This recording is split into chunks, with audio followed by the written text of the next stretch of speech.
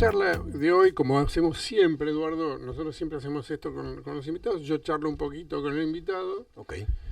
entramos en clima y después ustedes hacen las preguntas. Me encanta eso de las preguntas, porque yo detesto cuando era estudiante en la universidad, detestaba los profesores o los invitados de los profesores que daban cátedra, ¿no? Y que estaban frente a la clase y no permitían ni media pregunta. Así que yo soy todo lo contrario, ¿no? Bueno, yo voy a tratar de preguntarte cosas que adivino que los chicos no te van a preguntar, sobre vos, tu vida, etcétera. No hablo de mi vida privada. Perfecto. De eso justo te voy a preguntar todo. Bueno. No, ¿cuánto tiempo ejerciste la abogacía? Más o menos 3 años, 4 años. ¿Qué hacías? ¿Qué fueron? Yo siempre decía que hacía clínica jurídica. Así como los médicos clínicos reciben a los pacientes y los tratan de todas las dolencias, yo hacía de todo, ¿no? Hacía un poco de derecho laboral, un poco de derecho comercial, un poco de derecho penal, lo que venga, ¿no? Al principio, cuando te recibís, en realidad es muy difícil que puedas elegir como abogado una especialización. Yo creo que la cantidad de casos que te van llegando te da a especializarte en una rama determinada. En esos 4 años lo que más hice fue derecho comercial. Así que me dediqué bastante a eso. ¿Y vos querías ser abogado, querías ser periodista o no sabías qué querías ser? Yo quería hacer las dos cosas. Un día la secretaria de mi papá, fuimos a comer un día con mi papá, la secretaria de mi padre y otra persona más. Y la típica pregunta cuando tenés 12 años, 10, 11, 12 años es ¿qué querés ser cuando seas grande, ¿no? Y en esa comida yo me acuerdo que le dije abogado y periodista. Y todos me preguntaron en la mesa, hasta mi papá, ¿y por qué las dos cosas? Bueno, porque me gusta el derecho, porque me gusta la abogacía y porque me gustaba mucho el periodismo. Yo cuando, también entre los 9, 10 años, 11 años, yo solía ver con mi papá, todas las noches él llegaba a las 9 de la noche y le encantaba ver el noticiero con Mónica y César en Canal 13. Y a mí me encantaba ver con mi papá la televisión. A mi papá le gustaba mucho Neusta di Grondona. Así que también yo veía desde muy chico esos programas. Y cuando yo iba al colegio, mi padre me llevaba con el auto, escuchaba a Neustadt a la mañana.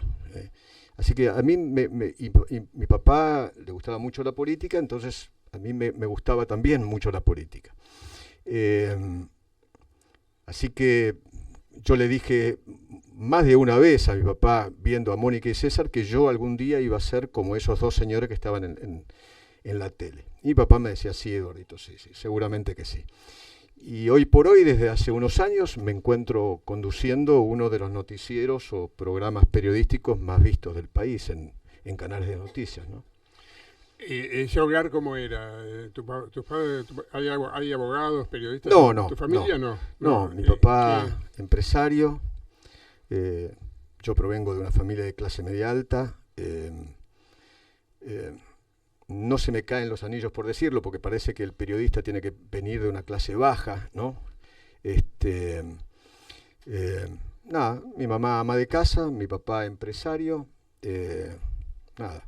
Mi papá no fue a la universidad, mi mamá tampoco fue a la universidad, y yo soy producto de la vieja escuela de los padres de mi hijo el doctor, ¿no? O sea, estudia cualquier cosa, después hace lo que quieras de tu vida. Mi padre un día me dijo, qué sé yo, el día de mañana tenés ganas de ser barrendero, o ir a tirar basura en los camiones, con todo gusto. Ahora, que vas a tener que tener una carrera universitaria, el día de mañana eso no te lo saca nadie, ¿no? El título universitario no te lo saca nadie. Vas a ser el doctor Feynman, aún tirando basura adentro de un camión, ¿no? Así que más o menos esa es la historia. Y te preguntas que no te van a hacer los chicos. ¿Cómo te llevabas en Radio Mitre cuando te cruzabas con Jorge Lanata? ¿Cómo te llevabas con él? Muy bien, en el último tiempo. Sí. Muy bien, espectacular. Llegamos a ser grandes amigos en poco tiempo. La verdad, yo nunca había trabajado con él. Yo primero sentí que tocaba el cielo con las manos cuando me ofrecieron conducir la primera mañana de Radio Mitre. Y después el hecho de ser compañero de trabajo y hacer un pase de 45 minutos con Jorge Lanata era supremo, ¿no? Estamos hablando de uno de los periodistas más importantes, o el periodista más importante de los últimos 20 años, más o menos, ¿no? Uh-huh. Más o menos. Así que para mí era grandioso, sinceramente. El más importante de esta época. ¿No es cierto? De esta época, esta época sin duda. Sí. Sí. Y con el periodista al que sucediste en la radio, con Longobardi. Bueno, bien, gracias. Nada, cero contacto, cero. Fuimos compañeros de trabajo en Radio 10, él conducía la primera mañana y yo era el columnista político de la segunda mañana, con el negro González Oro, de 9 a 1 del mediodía. Nos cruzábamos en la radio y cuando él no conducía la primera mañana de Radio 10, él lo reemplazaba yo en la conducción, así que nada. Preparen ya las preguntas porque van a hablar ustedes ahora. ¿Dónde estás más cómodo? ¿En La Nación Más o en América 24? Pregunta complicada. Yo me siento cómodo en el lugar donde estoy trabajando, siempre. En La Nación yo fui muy feliz 4 años. Trabajé todo el año 21, 22, 23 y 24. Y en el 24, con Juan Cruz Ávila y otro grupo de periodistas que estábamos en La Nación Más, tuvimos un ofrecimiento muy importante y nos pasamos a 24. Pero los 4 años que yo estuve en La Nación Más fui muy feliz, muy feliz. Además, con todo el equipo que se armó ahí, ¿no? Majul, Rossi, después vino Trebuch en el último año. Armamos un equipo periodístico monumental e hicimos de esa señal, una señal que estaba apagada. Nadie hablaba de La Nación Más, no existía. Hicimos de eso todos en equipo, el canal más visto de noticias en poco tiempo, porque la verdad fue en poco tiempo, ¿no? Veníamos de estar muy, muy bien y muy alto, éramos líderes en A24 en ese momento, y cuando nos pasamos pensamos que, o mejor dicho, nunca pensamos que en tan poco tiempo íbamos a llevarnos la audiencia de un lugar a otro, ¿no? Bueno, preguntas. Dale.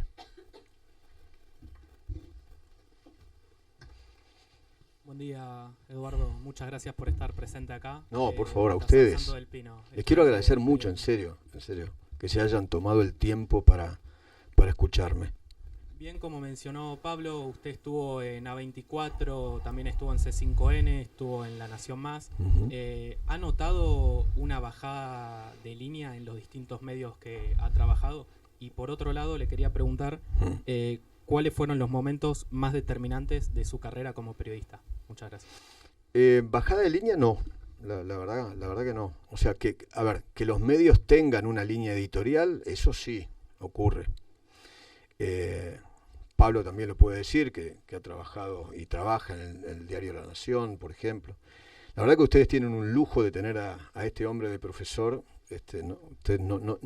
Aprovéchenlo. Aprovéchenlo. Bajada de línea no, de ninguna manera. Además, quienes me contratan a mí saben cómo pienso, qué es lo que digo, cómo lo digo, y es como dijo Pablo, yo lo vengo diciendo hace añares, digo exactamente lo mismo, prácticamente con las mismas frases, hace años. En distintas entrevistas mencionaste que gracias a estudiar en la universidad aprendiste a tener constancia y disciplina, y que le agradeces a tus padres los valores morales que te transmitieron. ¿Qué le agradecerías a tu vínculo de amigos del medio periodístico a los que siempre te referís como hermanos de la vida? Para mí el único éxito que tengo en mi vida es el sacrificio, el trabajo, la constancia, la conducta, qué sé yo. Eso es lo que yo considero éxito para mí, ¿no? Y todo lo que conseguí que relataba Pablo, lo conseguí de esa manera, con trabajo, esfuerzo, sacrificio, estudio, no veo otra manera, ¿no? Así que tener éxito para mí es tener eso que tengo. ¿Cuál era sobre mis amigos qué? No, qué sé yo, haber estado, qué sé yo, Daniel Haddad es un hermano de la vida en el periodismo, por ejemplo. Con él recorrimos juntos más de casi 20 años juntos, ¿no? en distintos medios. Desde que yo me fui en mi primera etapa de Radio Mitre, yo estuve en Radio Mitre del 91 al 96, y del 96 en adelante hasta el 2015 que él vende tanto C5N como Radio 10. Yo después seguí mi camino sin él, pero sigue siendo para mí un hermano de la vida con el cual compartimos éxitos, malos momentos, buenos momentos, qué sé yo, hemos compartido muchas cosas, ¿no? ¿Quién sigue? Buen día. Hola, buen día. Teniendo en cuenta la actual polarización política en Argentina, ¿cuál consideraría que sería la principal responsabilidad de un periodista a la hora de informarse de temas sensibles? ¿Y cuál sería un consejo que le daría a la nueva generación de periodistas que se enfrentan a este nuevo desafío? Sí. Creo que el principal rol que tiene un periodista es contar lo que sucede, ¿no? Contar hechos. Y lo más importante siempre es incomodar al poder, ¿no? Lo que al poder no le gusta, justamente por eso somos ensobrados, somos periochantas o no sé cuántas cosas más. Pero bueno, es lo que hay. Eduardo, buen día. Yo le quiero consultar lo siguiente. Las fuentes son un insumo fundamental en el ejercicio periodístico. Clave.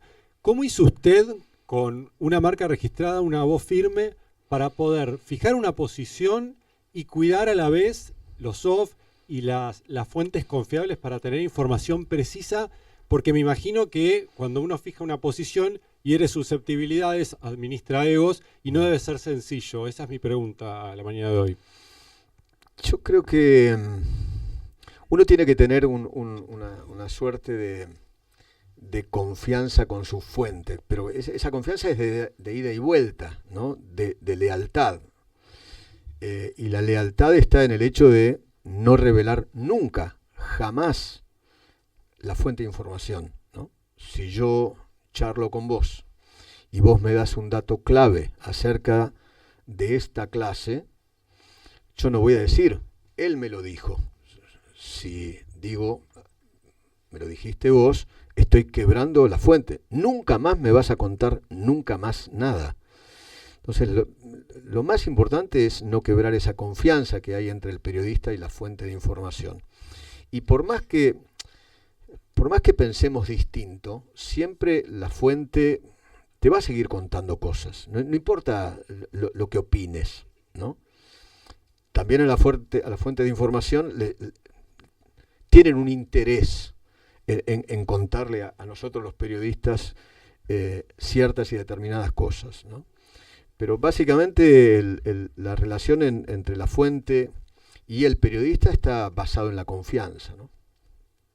Y en no romper nunca la fuente. Y además, el tema de la fuente de información, porque nunca un juez me puede pedir a mí que yo le revele la fuente de información, porque estoy amparado por la Constitución Nacional, por el artículo 43 de la Constitución, ¿no? Yo no tengo por qué decirle, ni siquiera a un juez, aunque sea de la Corte Suprema, cuál es mi fuente, de dónde saqué la información, ¿no?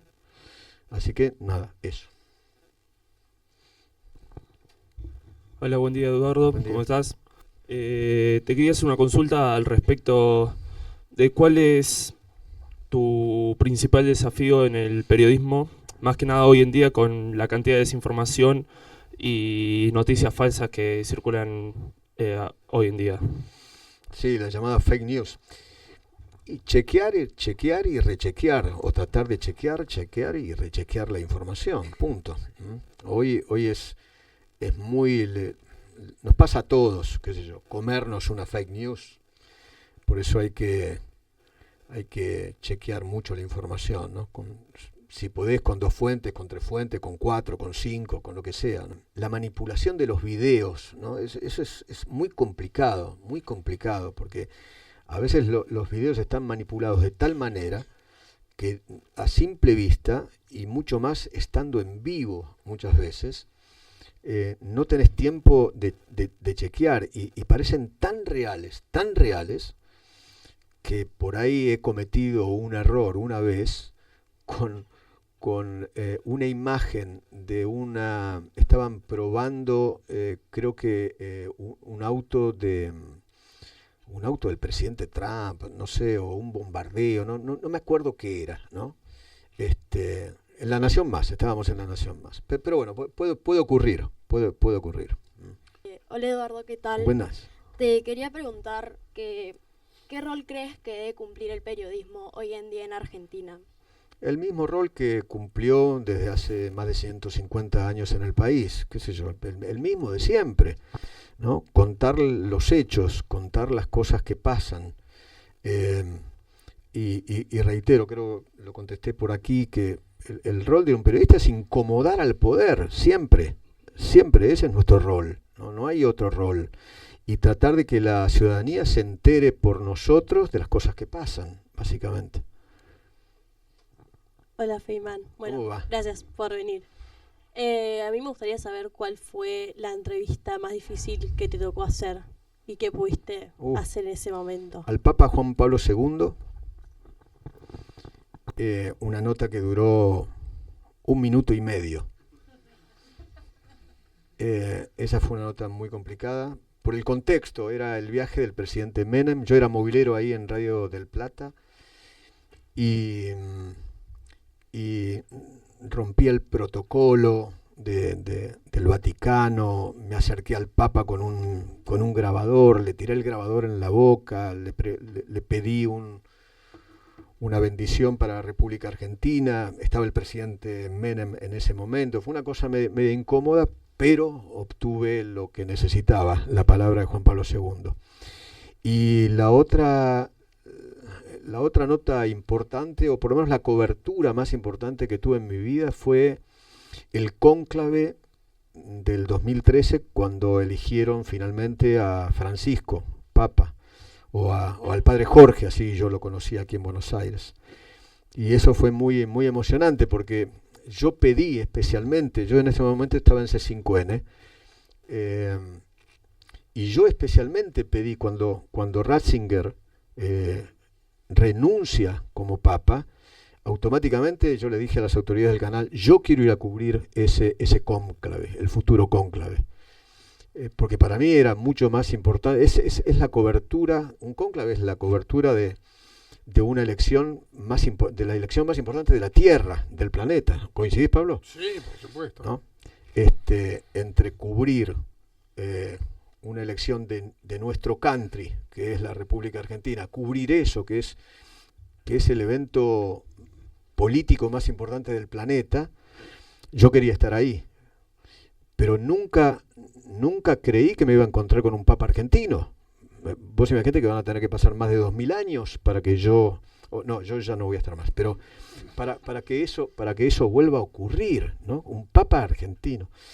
Eso fue muy emocionante. Y haber también entrevistado al Papa, también 2 minutos, en la puerta de Santa Marta, ya vestido de blanco como Papa, fue muy impactante, pero muy impactante.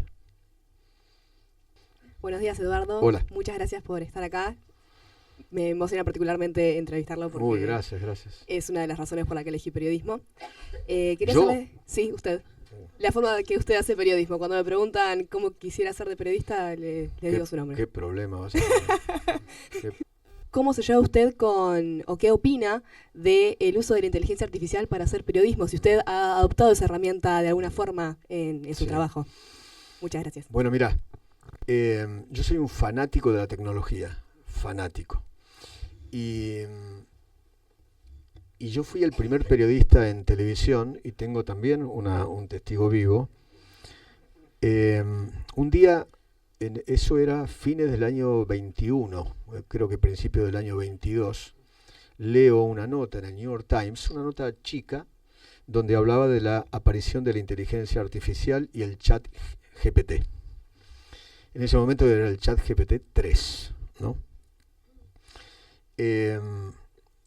Y la nota contaba que era una herramienta con la cual uno podía tener una interacción como si fuera con un humano. Uno podía chatear como si fuera por WhatsApp, pero con una máquina. Todo ese fin de semana me puse a conversar con la inteligencia artificial. Y era muy impresionante la manera en que me contestaba. Yo no podía creer, porque era como hablar con un amigo, ¿no?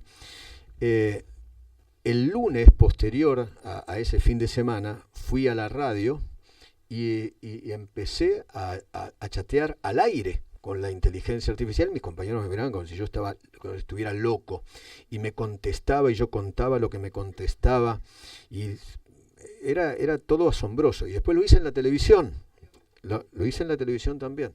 Así que creo que fui el primer periodista que empezó a hablar de inteligencia artificial y del chat GPT en los medios, porque me parece apasionante. Y además utilizo mucho el chat GPT prácticamente a diario, ¿no? Para hacer ciertas consultas, a veces hasta al aire en la radio o en la tele, porque además tiene una rapidez que en microsegundos te da toda una contestación que antes por ahí con Google vos encontrabas las respuestas, pero tenías que buscarla. Era más complicado, ¿no? Ahora esto te lo da inmediatamente, ¿no? Es una cosa muy, muy impresionante. ¿Crees que esto es una amenaza para el periodismo? Y otra consulta, como estudiante de periodismo, me interesa mucho saber cómo se informa Eduardo Feynman para su programa y para cualquier ámbito. ¿Cómo se informa? ¿Me informo? A través de mi fuente de información, ¿no? Yo busco mi propia información. Yo siempre digo que yo en la radio no soy un lector de diarios. A mí me gusta que los diarios me sigan a mí y no yo seguir a los diarios, ¿no? Eso por lo menos es lo que a mí me gusta hacer, y eso es lo que intento hacer todos los días. Que los títulos de los diarios de hoy los hice yo ayer, ¿no? Así que eso es lo que yo intento.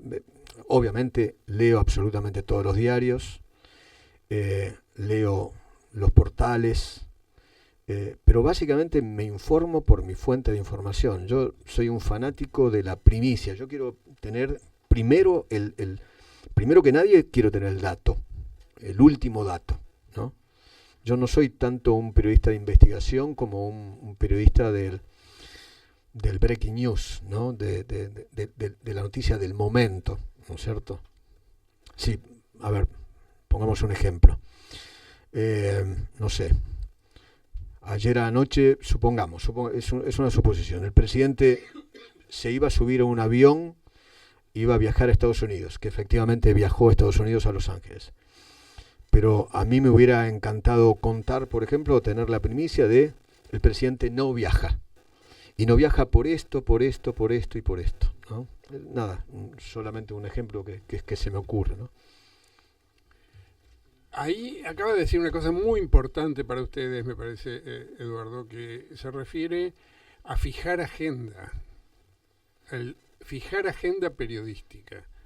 En Radio Mitre, Eduardo muchas veces hace la entrevista que marca la agenda del día siguiente y sale al día siguiente en los diarios. Mi pregunta es, ¿cómo lográs eso? ¿Eso lo logra Karina?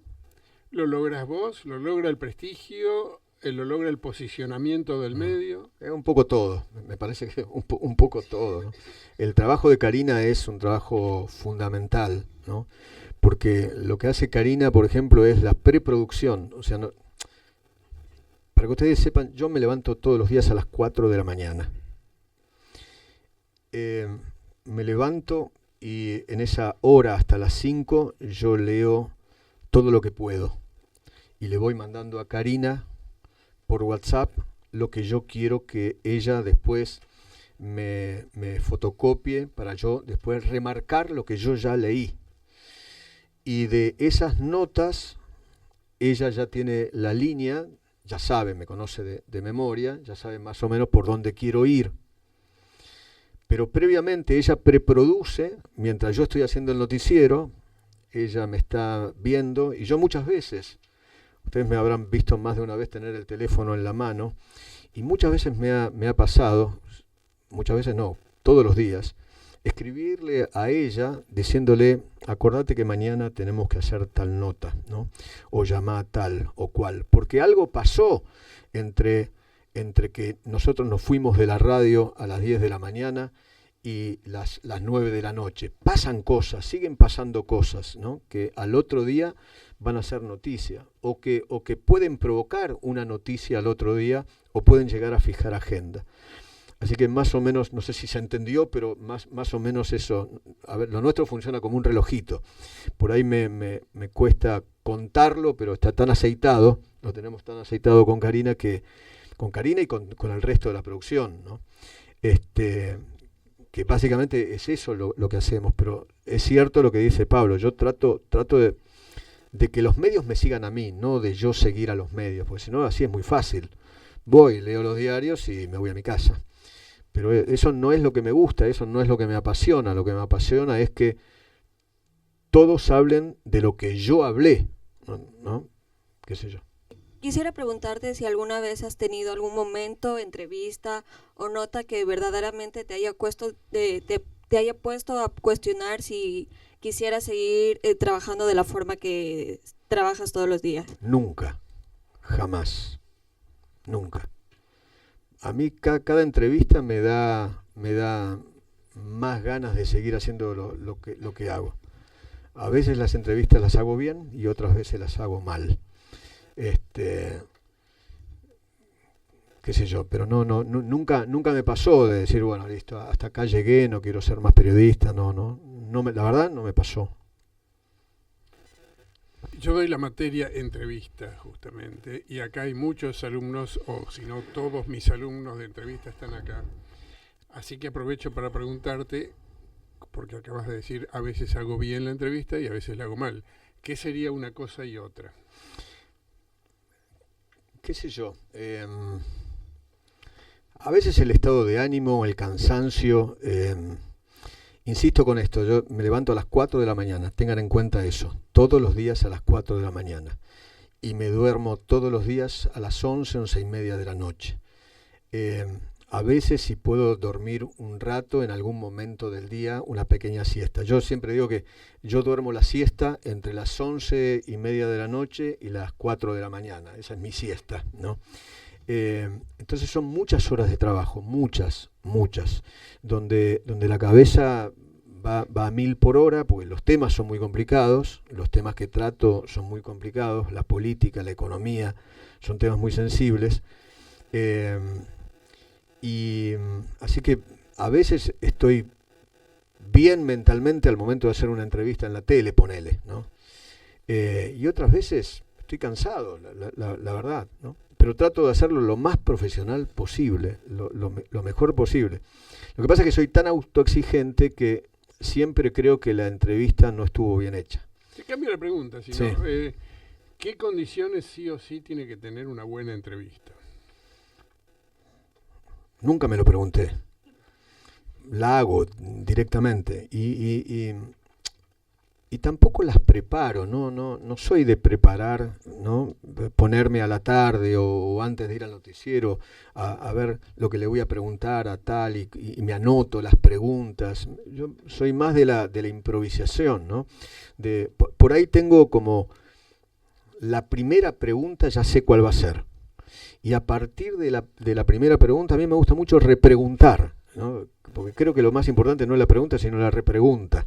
Por lo menos ese es el sistema que yo uso, ¿no? El sistema de la repregunta, porque a veces con la respuesta del entrevistado se abren ventanas, ¿no? Se van abriendo ventanas, y por ahí alguna de esas ventanas es la más interesante de todas, que provoca después otras ventanas que se van abriendo, y hay otra ventana que es la más interesante. Estoy pensando, en tu caso particular, vos no solamente haces entrevistas, sino que a veces tenés contrapuntos, has tenido contrapuntos muy famosos con jóvenes, por el tema de la toma de colegios y demás, donde ahí sí es interesante ver cómo vos medís lo que hasta dónde estás llevando esa discusión. Claro.